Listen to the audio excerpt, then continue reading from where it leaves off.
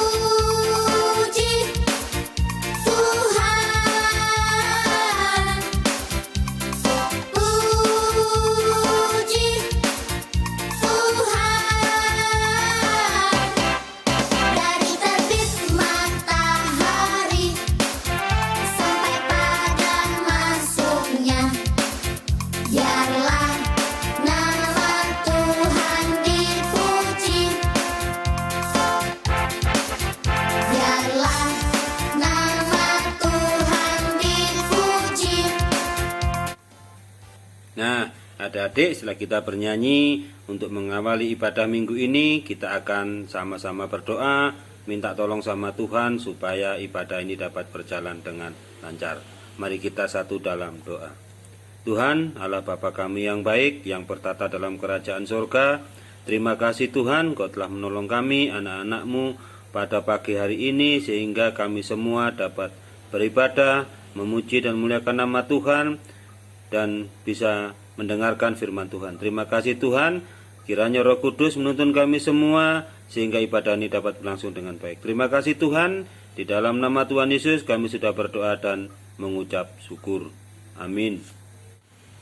Adik-adik yang terkasih dalam Tuhan Yesus, tidak lagi kita akan mendengarkan firman Tuhan, namun mari kita menyiapkan hati kita dengan nyanyian sebuah lagu, yaitu Kusiapkan Hatiku Tuhan.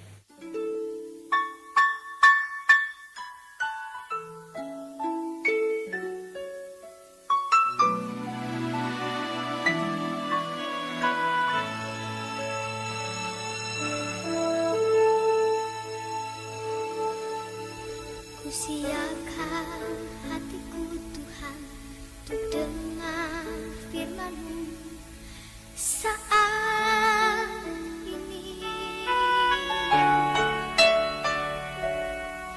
Ku sujud menyembah-Mu Tuhan, masuk hadirat-Mu saat ini. Curahkan urapan-Mu Tuhan bagi jemaat-Mu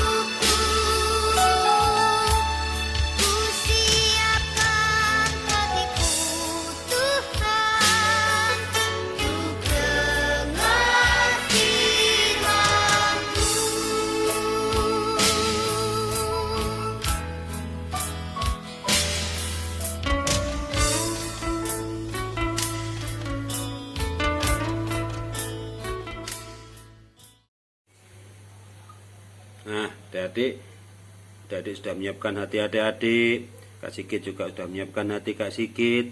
Nah, sebelum mendengar firman Tuhan, mari kita minta tolong sama Tuhan dan Roh Kudus Tuhan dengan kita berdoa. Tuhan, terima kasih karena kasih setia Tuhan di dalam kehidupan kami. Tuhan, sebentar lagi kami mau mendengarkan firman-Mu. Urapi kami semua dengan Roh Kudus-Mu, baik hamba-Mu, baik adik-adik, supaya firman Tuhan dapat kami lakukan dalam kehidupan kami sehari-hari. Di dalam nama Tuhan Yesus kami sudah berdoa dan mengucap syukur. Amin.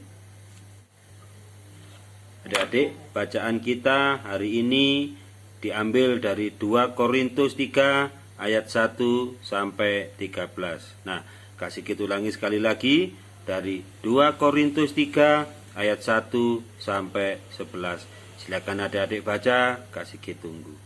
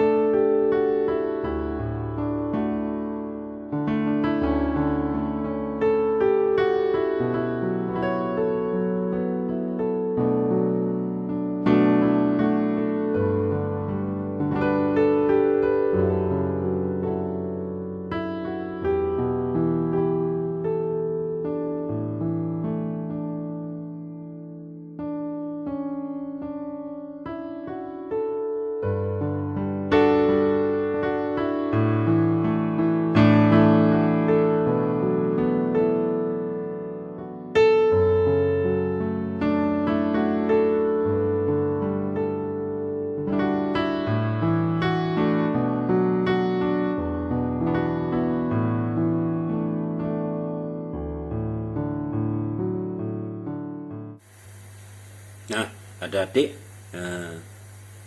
siapa yang pernah melihat kancil?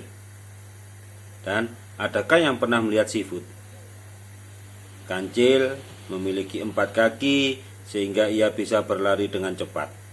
Dan di hutan, ia dikenal sebagai hewan yang cerdik dan pintar. Ia pun sering menolong hewan-hewan yang lain karena kelebihannya itu. Itulah sebabnya hewan-hewan yang lain selalu memuji kancil. Tapi hal itu membuat kancil menjadi sombong. Sementara itu, siput memiliki tubuh yang mungil dan berjalannya sangat pelan, karena ia selalu membawa rumahnya kemanapun ia pergi. Suatu saat kancil bertemu dengan siput, dan hewan itu berjalan pelan-pelan. Kancil menyapanya, "Hei siput, kenapa kamu tidak bisa berlari kencang seperti aku?" Hahaha. Oh iya, aku lupa. Rumahmu pasti berat sekali dan itu yang membuatmu kelelahan. Dan Kancil itu pun mentarkan Siput. Meski diejek oleh Kancil, Siput ini tetap sabar dan tenang. Nah, adik-adik, sikap yang ditunjukkan Kancil ini tidak boleh adik-adik contoh. Kancil begitu sombong, suka memuji diri sendiri dan mengejek hewan yang lain. Kancil pun menolong hewan lain agar dia dipuji. Nah, sikap seperti inilah adalah sikap yang tidak terpuji.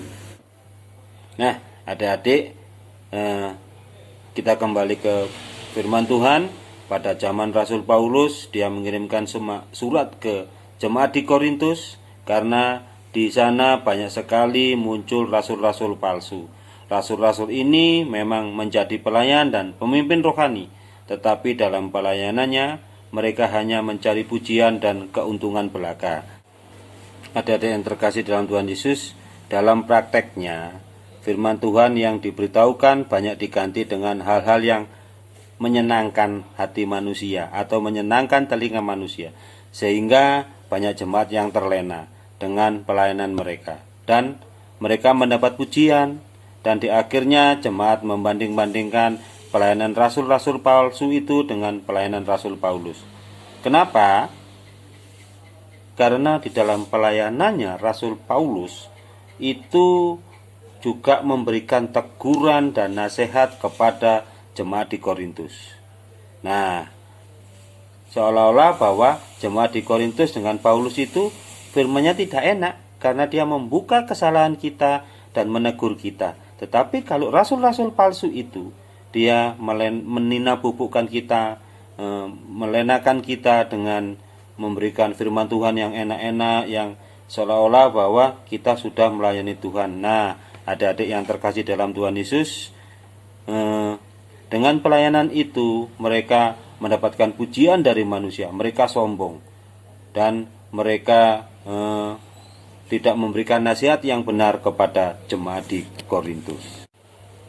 Adik-adik, kualitas pemimpin rohani atau pelayan Tuhan itu bukan hanya dari mulut atau pujian saja, tetapi kita bisa melihat dari tingkah lakunya di dalam kehidupan sehari-hari, yaitu apa yang difirmankan dan apa yang dilakukan, apakah mereka cocok. Karena pada adik, kita anak-anak Tuhan itu menjadi surat terbuka yang bisa dibaca oleh semua orang. Oh, ini baik atau tidak. Jadi misalnya dia mengatakan A kepada setiap orang, tetapi apakah orang ini mau melakukannya, gitu kan? Nah, itulah yang menjadi kendala bagi orang-orang yang rasul-rasul palsu. Nah, adik-adik yang terkasih dalam Tuhan Yesus, seperti Bapak Paulus itu adalah pemimpin rohani atau pelayan Tuhan yang sangat rendah hati. Dia di dalam melayani Tuhan, di dalam pelayanannya, dia selalu mengandalkan Roh Kudus sebagai satu-satunya sumber hikmat bagi dia. Jadi, setiap dia melakukan sesuatu, pasti dia memohon bantuan Roh Kudus, atau Roh Kuduslah yang memimpin pelayanan dia di dalam jemaat. Adik-adik, sikap rendah hati ini sangat diperlukan di dalam setiap pelayanan di dalam gereja maupun di rumah maupun dimanapun juga. Kenapa begitu adik-adik? Karena dengan rendah hati itulah setiap pelayanan di gereja dapat berjalan dengan baik. Nah, adik-adik pun begitu. Di dalam kehidupan sehari-hari harus rendah hati, tidak boleh sombong seperti Kancil ataupun seperti rasul-rasul palsu yang di dalam melayani dia mencari keuntungan pribadi. Banyakkah Kak Sigit gereja-gereja sekarang yang begitu? Banyak adik-adik, banyak sekali. Mereka melayani Tuhan hanya untuk kepentingan pribadi, mau dipuji atau hanya inginkan uangnya saja. Nah, anak-anak aku yang terkasih dalam Tuhan Yesus, mari kita menjadi anak-anak Tuhan yang rendah hati, mempunyai kasih, tidak sombong. Seperti di Galatia 22 ayat 5. Nah, adik bisa baca nanti di sana, dan itu menjadi ayat hafalan buat adik-adik. Demikian kiranya firman Tuhan kali ini Semoga adik-adik dapat mengerti dan melakukannya dalam kehidupan sehari-hari. Mari kita satu dalam doa. Tuhan, terima kasih kami sudah mendengarkan firman-Mu. Urapi kami dengan Roh Kudus-Mu agar kami semua, baik kami kakak layan maupun adik-adik, dapat melakukannya dalam kehidupan sehari-hari. Terima kasih Tuhan, di dalam nama Tuhan Yesus kami sudah berdoa dan mengucap syukur. Amin.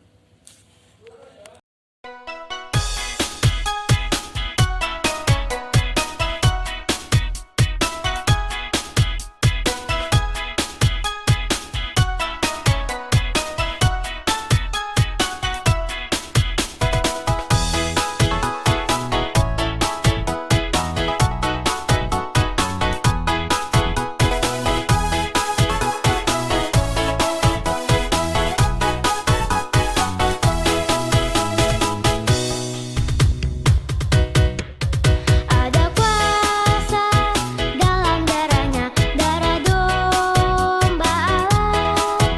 Ada kuasa dalam darahnya, darah anak domba Allah. Ada kuasa dalam darahnya, darah domba Allah. Ada kuasa dalam darahnya, darah anak domba Allah.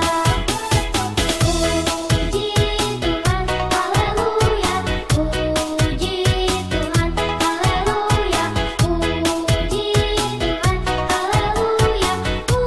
Puji Tuhan. Puji Tuhan, haleluya. Puji Tuhan, haleluya. Puji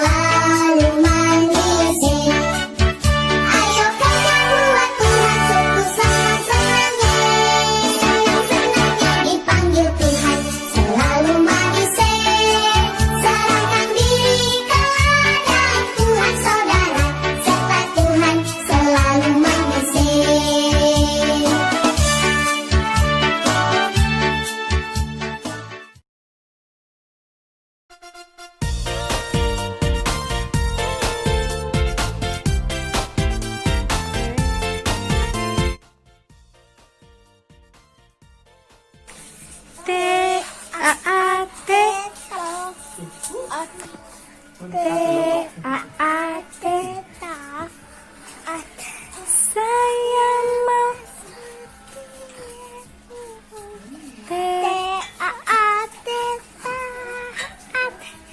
dengar-dengaran kepada Tuhan Yesus dengar-dengaran kepada pada mama papa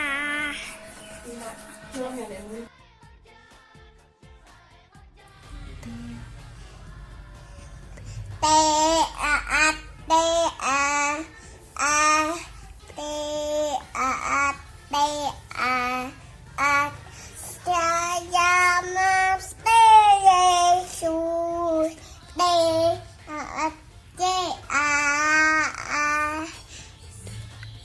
T A A T A A T A A T A A seperti Yesus T A A T A T A A T A T A